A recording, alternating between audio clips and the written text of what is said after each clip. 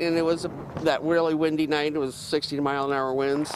And it just cracked, and you heard a boom, and then my house shook next door. The whole street in Lodi felt the 50 or so foot pine tree that came crashing down and onto this family of 5. I tried to jump off the chair to grab my daughter that was on the floor in front of me, and I couldn't make it. It was already through the roof. And Robert Bigler's youngest daughter was in the next room. She was just trapped by one of the blades of the ceiling fan.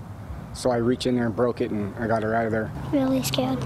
It sounded like thunder. They were able to escape with only bumps and bruises. It's probably not the best time for trees right now. Steve Johnson's Elk Grove Tree Service sees this all the time and fears it could get bad this weekend. In Elk Grove, we had hundreds of trees fall this last round. And I think it was about a year and a half ago, we had probably maybe at least 1,000 trees that fell. He believes the drought is in part to blame. The trees themselves went a long time without water.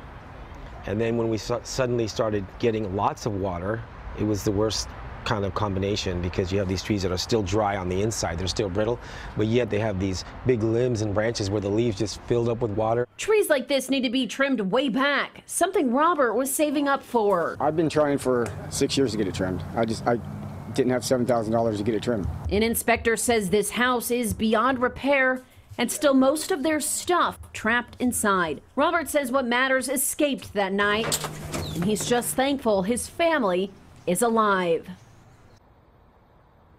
And thankfully, that family does have insurance. Now, the tree experts tell me you got to check the root and the trunk of your tree. If it's squishy to stand on, or if your tree is at all wavering, that means you got a big problem. Make sure you call that tree expert to come out and cut it down before it falls over.